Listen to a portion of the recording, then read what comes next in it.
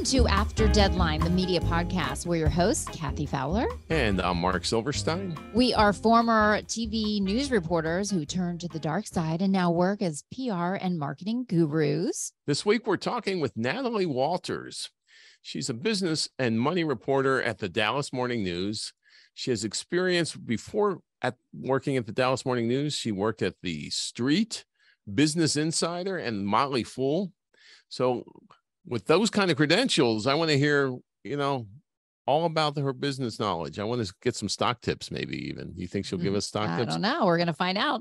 Welcome to the podcast, Natalie. All right. So you are currently working at the Dallas Morning News as a money and business reporter. Can you tell us a little bit about that? Automatically, I'm intimidated because I'm like, business, money. I don't know if I could be reporting on that. You're pretty good at spending it. I don't know. I am. I think I was intimidated by business journalism as well. I went into it at 22 or 23, I think.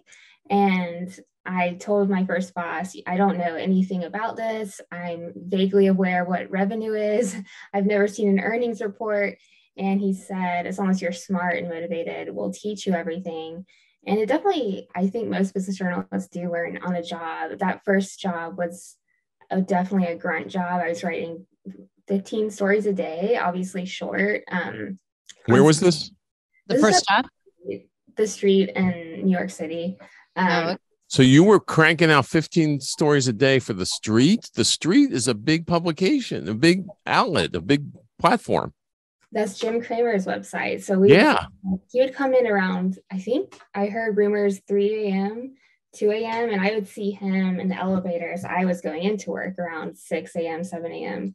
But that really taught me business journalism and how to read earnings reports. And that was the first time I really learned about stocks, other than my dad talking about stocks at the dinner table. That was my introduction to it.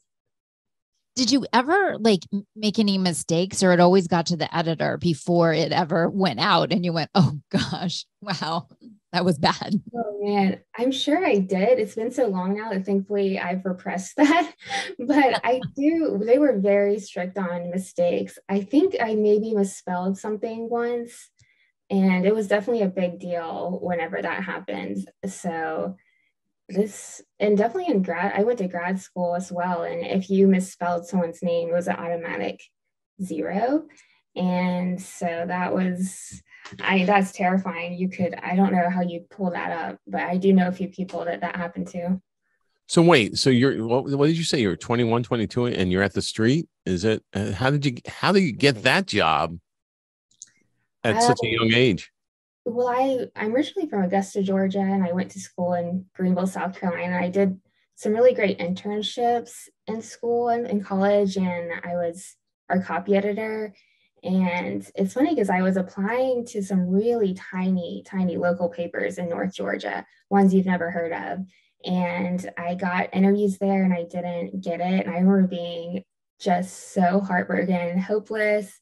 I really thought I was going to be great for that. And I distinctly remember getting lunch with my parents, and I had never seen my dad cry before. And he cried for me. He was so sassy. And then a few months later, I got a fellowship with Business Insider. And I was so glad that other job didn't work out because Business Insider was much more exciting, much more on the cusp, and doing much better financially.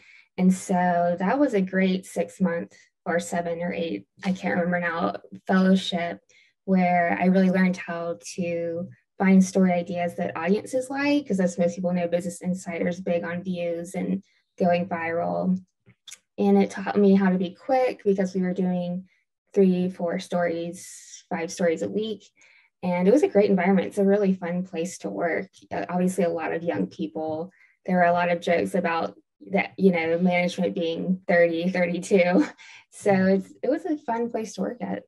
And then from there, you moved to New York, I take it. Is that you picked up and moved to the big city, I guess? I did. I had one big suitcase and moved to the city. I started at an Airbnb the first 2 months or so, and then I just steadily accumulated things. I wasn't sure I would stay past that fellowship with Business Insider because my friends and family were still in the Carolinas. I thought maybe I'll just go try it out and I'll come back. And then I decided to stay, had to buy a mattress, bed frame. Investments. Yeah, that whole mattress thing. I know. I've had to buy a new one in every city I'm in. Wow. So why were you interested in journalism in the beginning? Is that something that you were always as a kid, like you like telling stories, you like to write? Like what about the profession, and who were some of your heroes that sort of attracted you to the industry in the first place? We had a newspaper in our hometown, the Augusta Chronicle. I'm in Augusta, Georgia. That's where the Masters golf tournament is. That's what we're known for. And I read that a little bit, but not a ton. And we didn't have a school newspaper because I went to a small high school, but we did have a a school yearbook, and I was on that staff. I enjoyed that. And then all of my English teachers just kept telling me what a great writer I was. And I hadn't heard that from my science teachers. Didn't hear that from my chemistry teacher that I was good at her class. Math teachers weren't coming to tell you how great your math skills were? Did not hear that once in my life. So I was trying to think what I could do with that. And I knew journalism wasn't super stable or lucrative, but it seemed more stable than trying to be a book writer or something like that, or a screenwriter. So I decided to try it out my freshman year, and I really loved it so much. That first time I had a story published in the school paper, I loved seeing it in the paper. I loved hearing my friends tell me what they thought about it. I loved it. What was the story? Do you remember what was the story about? I think it was about about the lack of sleep on campus. And I interviewed my roommate and a couple friends. And I remember I took a photo with my iPhone of my roommate like lying on the floor asleep in our dorm room with books around her. Definitely a staged photograph, which you're not supposed to do that, but I don't think I was aware of that at the time. So that was a fun story. And I think I just really liked the feedback and getting to tell stories. So you go from there, and then who were there heroes? Any heroes that you started reading every day, or you looked at, or? We had a lot that we went over in classes that I would start to read, but I feel like there's honestly so many good journalists. It's hard to really pick one or two. It's more about the story. So I was more drawn to reading really interesting stories versus focusing on one person and their work. Yeah. So what was it about? So you're at Business Insider, and then how'd you get the job at the Street? I think they found me on LinkedIn and asked me to come in. And I felt you're the second interview we've done with someone who's young and got a job through LinkedIn, and everybody hates LinkedIn. Yeah, I think I've gotten 2 jobs from LinkedIn from people messaging me on there. Do you regularly update your LinkedIn and sing the praises of LinkedIn, because it seems to be working for people?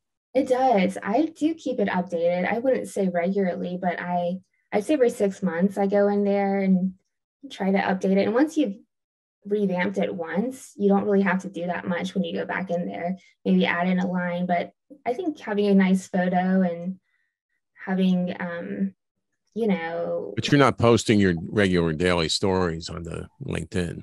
I don't do that, no. So you worked at multiple publications, but you tend to kind of write more, about business and finance. Or are you drawn to those beats, or were you assigned those beats and you just found that you were really good at that? And then, that's sort of where you're staying right now. Right. When I first graduated college, it was in 2015. I really wanted to cover startups, which is basically business journalism. That's a form of it. And so I was always sort of drawn to that. And I think business and finance journalism is maybe a little more broad and different, but it's sort of the same thing as covering businesses. And I was just drawn to it because it is so interesting. There's so many different types of businesses. It is what makes the world go round, is businesses and money. It's what keeps people employed. And I really also couldn't think of another beat I'd rather cover. And then also it is more stable, and business journalists do tend to earn more money. So all of those things were really appealing to me. And I liked that it was a little more complicated. I think journalists were curious. We like a challenge. It's a challenging beat, and you never quite know as much as you need to know, but you learn with each story and keep increasing the knowledge. So you said it's a challenging beat. What's the challenge? Trying to beat other reporters, or trying to understand the complicated information and sift through it? Is that that could probably be a massive challenge. Complicated, right? Sometimes we'll get a story, and half the day is just spent trying to figure out what this story is. How does this company work? What's its history? And trying to find documents. And it can be complicated. We don't have business degrees. We're learning on the job, on the story, while being under deadline. And I think of other areas, like I would say the arts or more cultural reporters or breaking news, where I feel like it's very much, it's in front of you. The story's there. You understand it naturally. You're not having to ask people for help in understanding documents that you sometimes have on this business beat. So sometimes you're basically looking at maybe numbers, right? And the numbers have to tell a story, and numbers don't automatically, to most people, scream a story, right? I mean, that's part of maybe what you're doing. Is that what you're explaining? Yeah, and there's also just so many numbers. It's finding the right ones. Yesterday I was looking at this document's 160 pages, and it's, I'm sure if I was on that company board, I'd know, oh, well, here's the important numbers, bam, bam, bam. But when you're an outsider and you've just got this document, it's like, oh man, okay, I don't have time to read this whole thing. So how am I going to figure out what are the most important numbers right here? And we also cover a lot of lawsuits and work with a lot of court documents, which I'm sure y'all know the legalese can be complicated. But I really think those stories are super interesting as well. I think being a legal reporter would be really interesting. So you get the job through LinkedIn, and you said something really interesting about your bosses said they would teach you. That's rare. I mean, for the powers that be giving you time to develop, that's something you don't see that much. Yeah, he was nice to do that. He tended to hire young people, I guess because it is a grunt job. I don't think mid-level employees would write 15 stories a day, but he did teach us a lot. He also it was a group of, I think maybe 4 or 5 of us young female reporters that were reporting to him, and we all helped each other out. So when I was new, they explained things to me, and then when a new person came on after me, I helped her learn how to do it. So it was sort of I don't know the right term, it sort of self-regulated itself, that sort of cycle of reporters. What would you say your biggest story that you ever covered? Has it been at the place you are now, or at the Dallas street, or the Business Insider?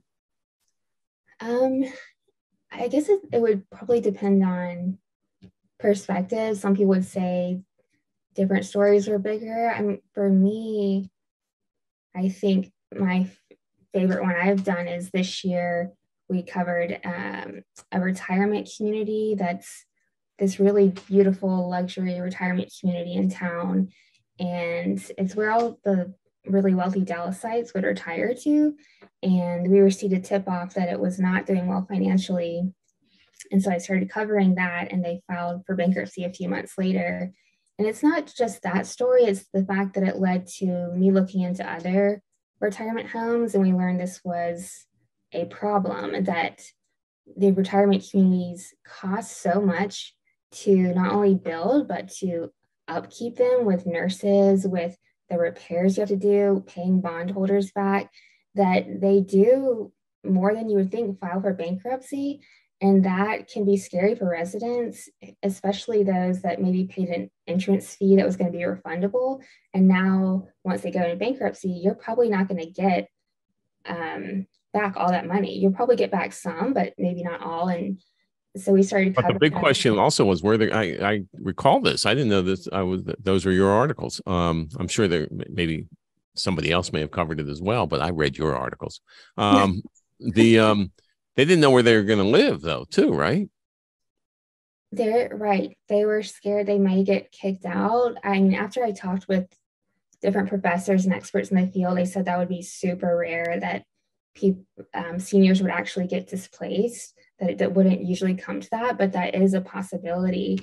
And getting to teach seniors what to look for when you're looking for a home was very rewarding. And I've gotten more emails about that story than any story I've done, which is why to me that feels like the biggest one. And just because it had real impact on people, not only exposing a problem, but then hopefully preventing other people to become victims of, the situation, because maybe not really understanding how complicated that market can be, and the fail rate is higher than what most people would think. Because most people think, when you are getting ready, these retirement communities, you think they're they're beautiful. Some of them are so gorgeous. So how can it, how can it have a bad business plan behind it? Exactly. I would have never even thought to look at those. And that's what so many people said.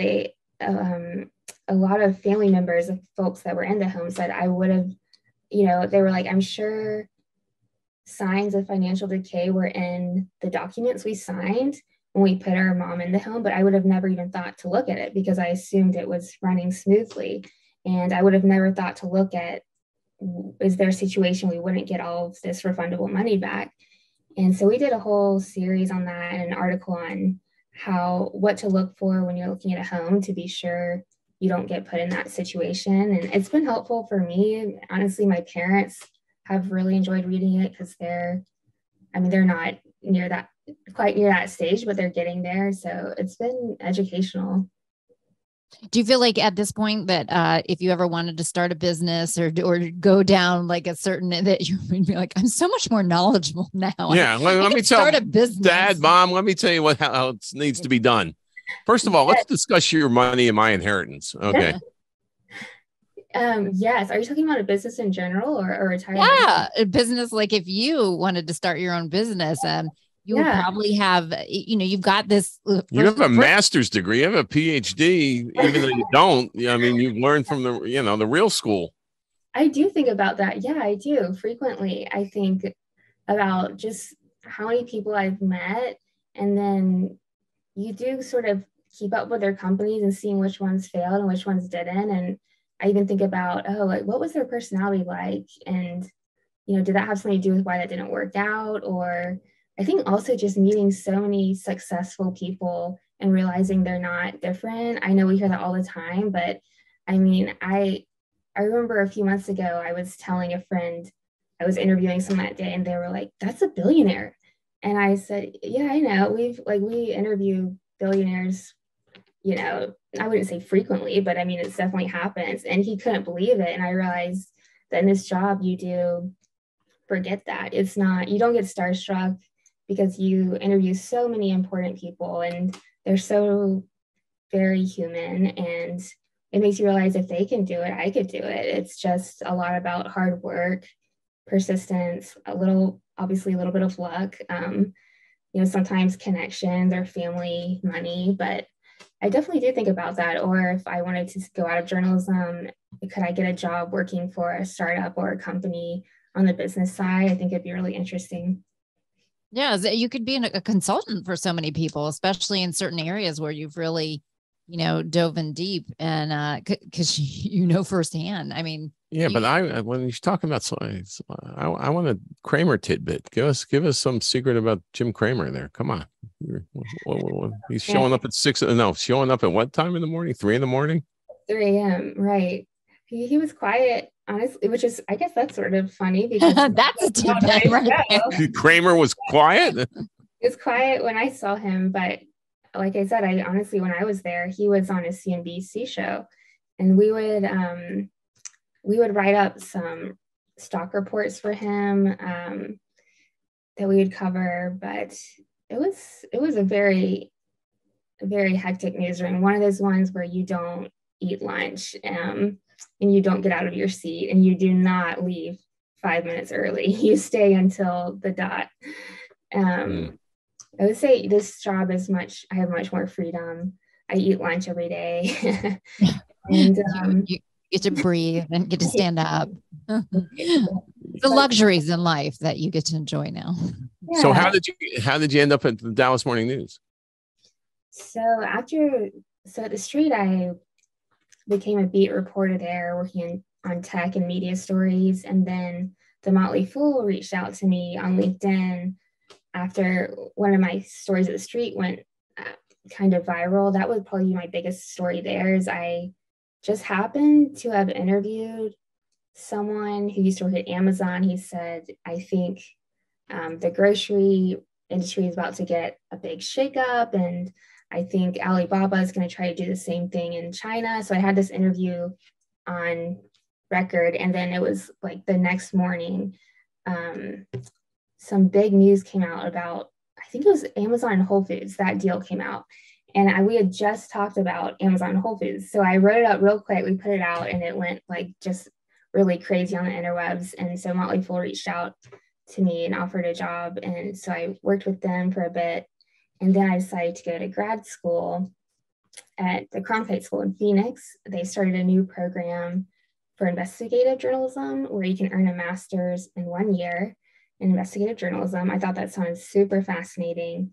And I was really interested in doing more data work, more in-depth work. I was interested in learning coding. And because it's a new program, they were offering folks with a lot of experience.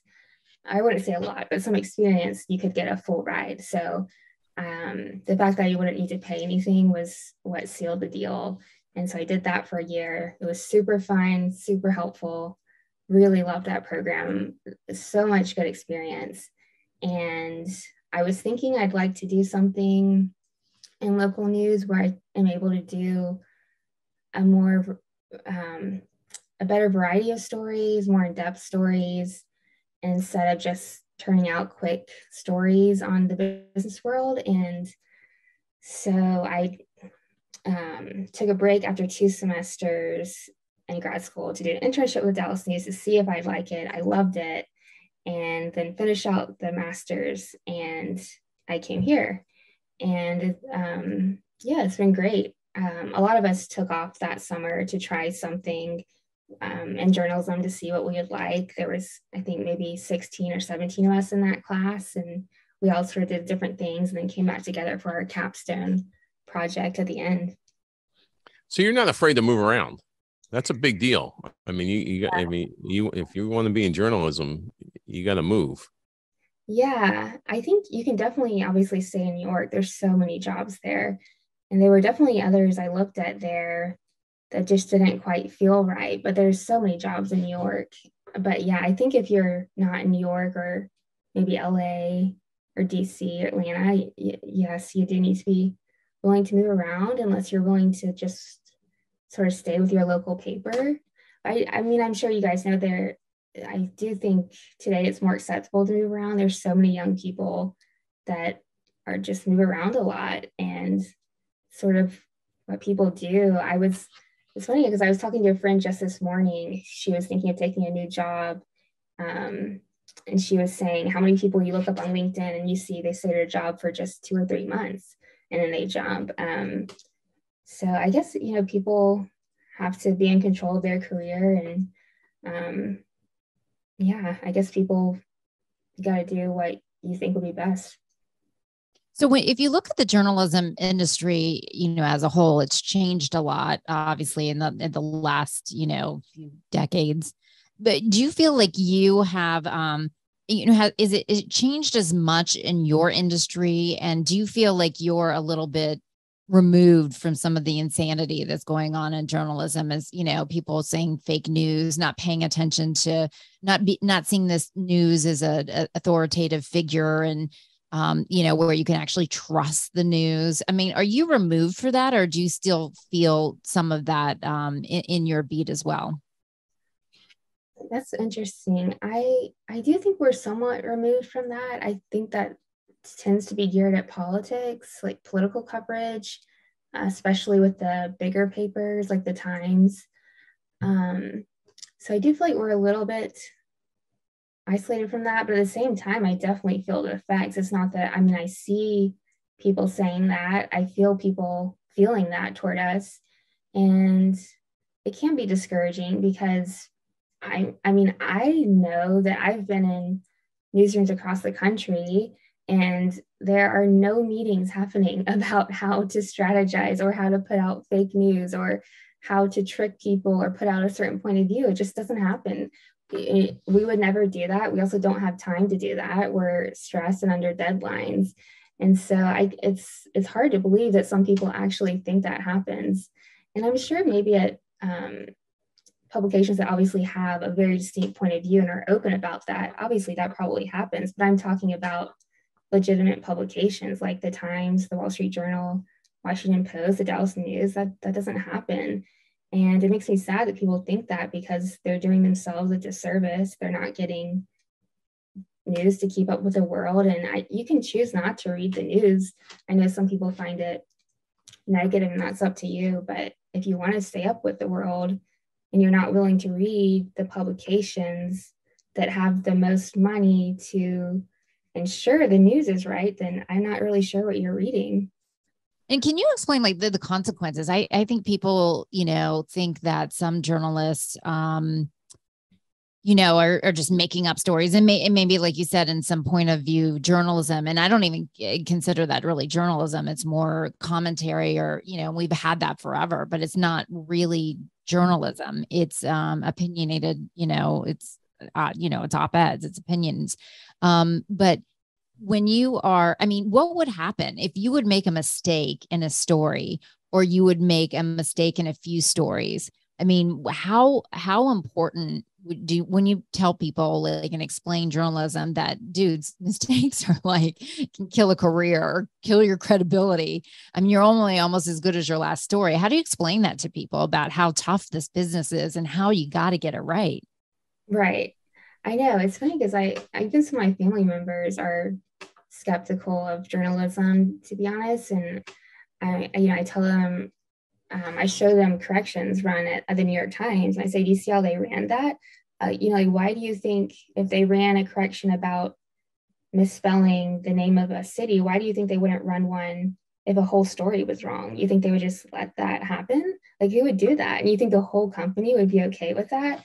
How would that ever happen? And it's not to say that mistakes don't ever happen in journalism. They do. Just like other people make mistakes at their jobs, technical analysts, private equity, you guys make mistakes as well. And no, it's not me.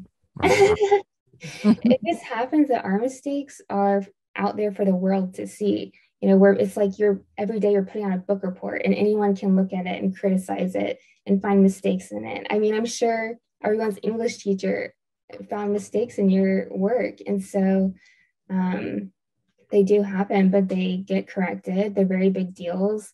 Obviously, if a whole story is made up or quotes, that's way bigger than if you misspell something or have a grammar mistake. And it can be a career killer if you make a big enough mistake, or you would get fired, right? Oh yeah, right. Thankfully, I don't think I've ever had a big mistake. It's just been something that was very easily correctable. But yeah, absolutely. If you made a mistake that was big enough, it would kill your career. I know there was a reporter earlier this year that was making up stories. I think when I think of big mistakes, that's what I tend to think of, because I can't think of people that have really messed up a story at our newsroom. But yeah, it would be a famous story about Janet Cook from the Washington Post, who won a Pulitzer for a story that turned out to be made up, but she paid the price. As she should, But I think it was interesting when you said that, there aren't meetings where we're getting together and trying to figure out how to skew the news. When we were in TV news, and I tried to explain to people, I'm like, yeah, we were coming up with new angles and made up things because we go out on a story and the photographer and I couldn't even agree on a radio station to listen to. Right. We couldn't agree on where to go to lunch. How are we going to agree on how we're skewing the whole news product? I know. Yeah. And then, and I mean, they think that, oh, the media is getting with the big corporations to sell this story on this. And I'm like, are you kidding? Yeah, right. I mean, that's so ridiculous. If you understand anything about journalism, first of all, someone would be writing about there'd be another journalist in the same newsroom exposing what was happening in their own newsroom. Absolutely. There'd be a whistleblower. That would never happen where everyone was silent. It just wouldn't. So how did COVID change what you did? So I was in grad school when that happened. I was actually on a reporting trip in Panama when it broke out, and we weren't sure we'd get back in. We were covering the immigration crisis happening there. We did get back in, and it was spring break. We all said, bye, see you in a few weeks. And then we never saw each other again, which was really sad because we all went home for a few weeks, we thought. And then the rest of the grad program was obviously on Zoom. So I did my internship with the Dallas News on Zoom from Augusta, Georgia. And so that was interesting, covering Dallas from home. And I really loved it.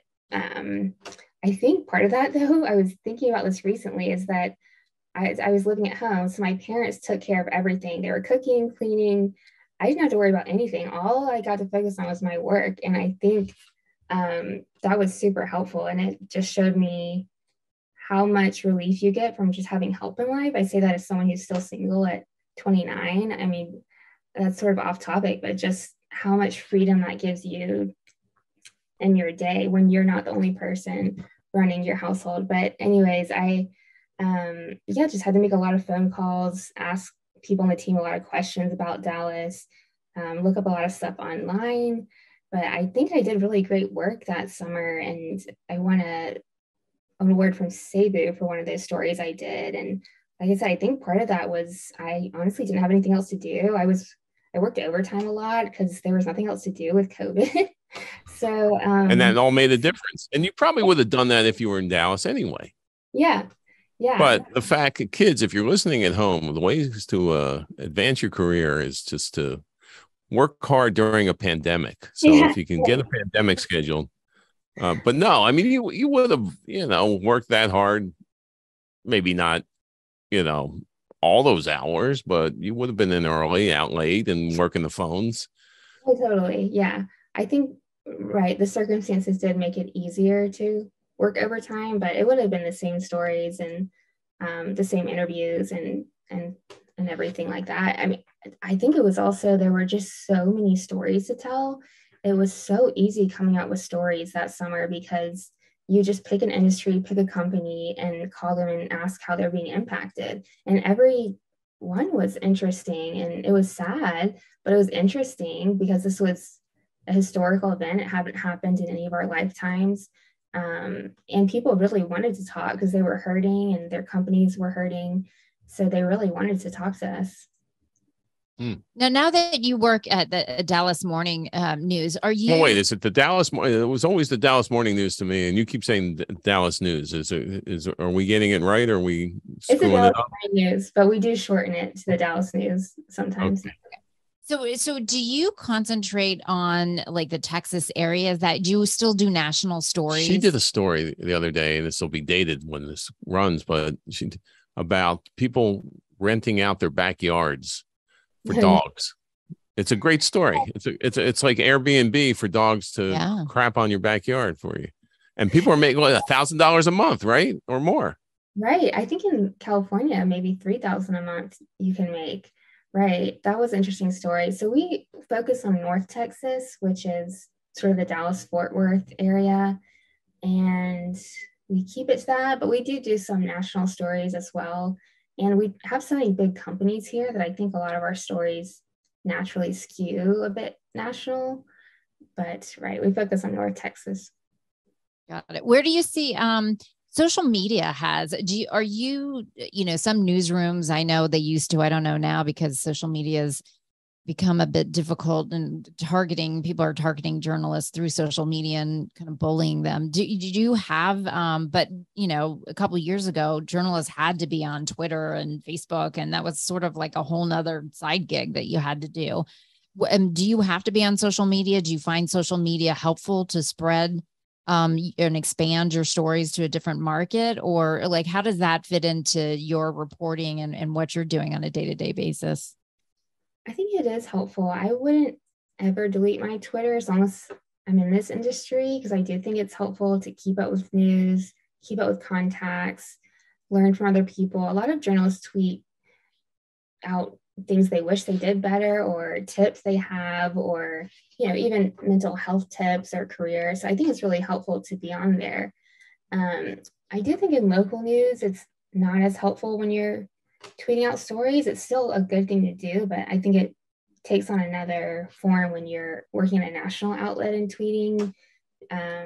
Obviously there's just more people on there, more people interested in it, but I've definitely gotten some good traction on there when stories are just really interesting. Like I did one on a cryptocurrency class taught by a 21-year-old at a senior living facility, and people on Twitter just really loved that. Obviously there's a lot of crypto fans on Twitter, so that naturally sort of took off. So it kind of depends on it. Maybe you find a niche story that really fits with Twitter's interests that can take off. But I mean, is there a difference between the stories you do for online and the ones that make the hard copy or the daily paper, or are they the same stories? Or yeah, they're the same, and they typically go in the same day. Usually we'll put it up maybe online at 2 p.m. and it goes in the print the next day, or sometimes we schedule it to go up at 6 a.m. But they all make it in print. And sometimes if it's a longer story, it may come out Monday and we'll hold it for the weekend for print. So, but they all get in there. Do the same rules apply? I've noticed from the PR side that we have been, or our clients have been screwed by things that were, on the blog, and then they didn't verify things. They just wrote things for the online version, and then it would make it into the hard copy. I'm like, wait a minute. You didn't call. You didn't, do any of the things you're supposed to do because it was, it was online. This is going back a few years, but does that go on? Not by you, of course, but they don't call to get more information. They just run a story. Yeah. We've had that happen with, and we're in DC, so it was like a big outlet. I won't name any names because we still deal with them, but yeah, I mean, it's so easy to call. I feel like you always get more interesting tidbits that we always try to call to get some more information. Well, you mentioned your age, and a lot, boy, I sound old here. Okay. But a lot of people, younger people, don't even like to use the phone. Was that like a skill you had to develop, or you just were used to talking on the phone? Oh, that's funny. Yeah, I mean, I also, still grew up in a time where we did have to talk on the phone. I had to memorize my friends' numbers. So I think I got a cell phone in college maybe, or in high school. But I am a little bit more shy, I would say, a little bit more introverted. So I did worry about that. But I think it's just a different side of me comes out when I'm interviewing people, and I don't really feel like myself. It's like I'm doing a job. So I've never felt nervous or hesitant about it. And it has given me more confidence. I remember listening back to one of my first interviews I found on an old computer, and I was just cringing. I couldn't believe it. I mean, it was so bad. I was so not confident, so nervous. And so now I still cringe a little bit when I listen to my interviews back, but I can tell it's so much better now. I worked, one of my first jobs was on the Hill as a radio reporter, and I would go interview senators and congresspeople, and I was so nervous when I would interview them, and I would ask the stupidest questions. And fortunately, they stuck to their talking points and they would give me good answers. I would literally go in and like erase my questions in between the answers, so my boss wouldn't hear how dumb I was. But the funny thing is, it honestly didn't matter what your questions were; the answers were always going to be the same anyway. Right, yeah, but that's how good politicians are. I once had a senator say to me, he goes, "Mark, get your question together, take a breath, and ask it." That's so funny to me because I think I've done something like that before where, right, I didn't want someone to hear my questions, so I erased that part. Good, we all have our thing. Now, but I mean, if you look at major papers, some of them have cut back on their business sections. Dallas News is still robust with their business section. That's great. Yeah, we added a new real estate reporter last month or a few months ago. Real estate is huge here. That's definitely our biggest coverage area. It gets the most, I would say, the most views and subscribers by far. I mean, people just love real estate here. There's so many people in that business that gets read widely. So we have 2 real estate reporters, and then we're adding a DEI reporter this month. She's coming from the Tennessee and Nashville. So we're adding, and I think it goes back to business sections do tend to be really well read, and they're well read by people who are, very successful and have the money to spend on the publication. I think that helps. And then also Dallas is a huge business town. I mean, it's a big city, tons of companies here who come for the nice regulatory environment for businesses. They love moving here. So yeah, it gets political. I mean, Abbott's going after a lot of these companies to get them to move there, going after blue state companies to get them to move there. Do you avoid the politics, or do you have to get involved in the politics? Does that sometimes you can't avoid it and you got to deal with it? How do you deal with those political issues that come with covering the business stories? We don't shy away from it when it's involved. It's obviously not always involved, but we do have to contact Abbott's office some and work that into the stories. Or, we've had a lot of Roe v. Wade issues coming up and looking at what businesses are doing about that. Or, with COVID, there was a lot of controversy there, and with the riots that happened that summer. I think politics and business do, they definitely intersect a lot with stories. Do you, for people who don't understand the behind the scenes journalism, can you explain sort of like at your paper, like the sort of separation between church and state, between like ads and journalism? I think some people think that the car dealer, the sales guys. Well, they have billionaires there who are reading the paper. So that means more advertising. No. But the advertising doesncan get involved. No, I'm explaining that. So do the sales guys don't like lean on you and go, hey, listen, there's a good story here. Can you explain that a little bit? I mean, I can say I don't even know who our salespeople are. I've never met them. I don't know their names. I don't know where they work. I assume in our building. We've never talked. So yeah, there's no connection there. We do, when we get pitches, it's from a company's PR professional or their communication specialist. And we look at the story. If it's interesting to readers, we'll write it up. If it's not, we pass on it. Or if it's, a lot of pitches, which I'm sure y'all are aware of, can be too gimmicky and salesy.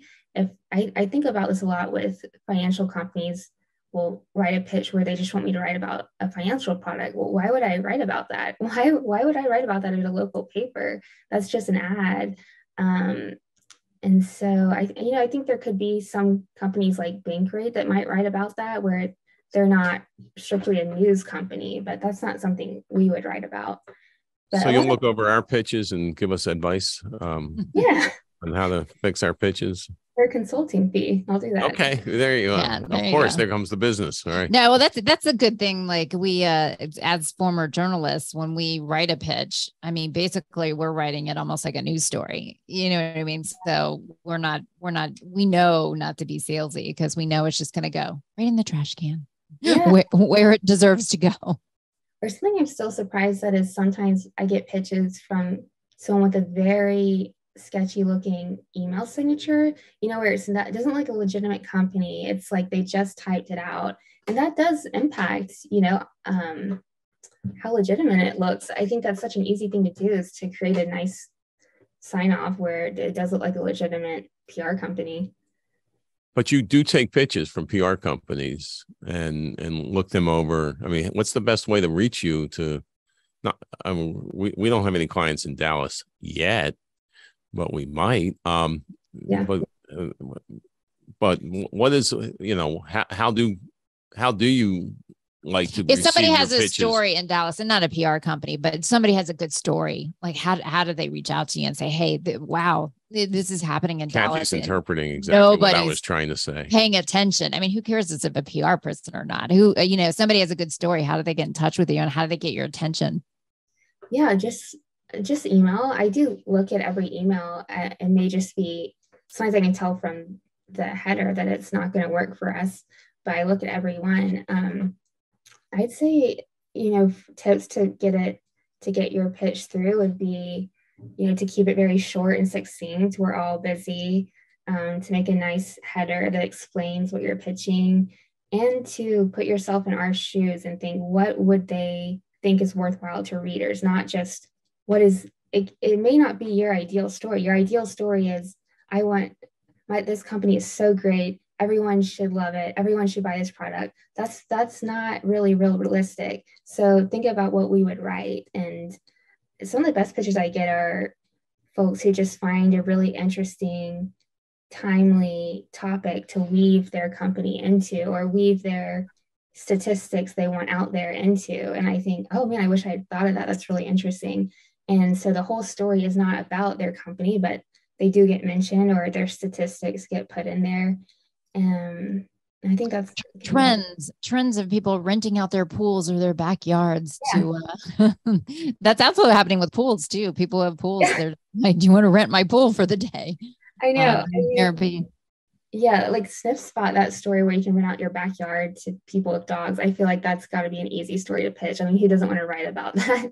But I do feel for people with companies that maybe aren't so interesting or aren't so timely. You do have to get creative. Well, when's the Pulitzer? When do you get the Pulitzer? Oh, I haven't decided. Maybe next year. Well, I mean, is there a book? Or you thinking a book? Or you thinking? I mean, what now that you've conquered the business beat in Dallas. Well, that's the thing too, is like you have such expertise. You're only going to, get more of it. I mean, there's so much that you can do, with this knowledge that you have, that, sharing valuable information for people who need it. She's renting out her backyard for dogs already. Yeah. My hype team. I need to talk to y'all anytime I get discouraged. I think writing a book would be great. I've always thought that a little later in life, I'd like to write one, and maybe not even journalism or investigative related. I've thought maybe writing a kid's book would be fun. I have nieces and nephews, and I'm a little obsessed with them. So that's what got me thinking about that, because my nephew's obsessed with lawnmowers, and I couldn't find a book about lawnmowers for him. It was really sad. So I think there's a lot of kids' books left to be written. Look for Larry the Lawnmower, coming soon from Natalie Walters. Yeah, there you go. Your next out. Well, thank you for sharing some of the stories and sharing how, the behind the scenes of your job, and especially a fascinating beat. And I feel a little bit smarter. And now I need to read all your stories, so I'll be that much more smarter in the business and the financial world. And I'm not going to be like Kramer and show up at 3 a.m, but, maybe 5 or 6 or something like that. But that's pretty cool. I know, if I'm not waking up at 3 a.m. in my 20s, it's not going to happen. Natalie Walters, thank you. Dallas Morning News, the Dallas News. Pick one. Thanks for having me. Thank you.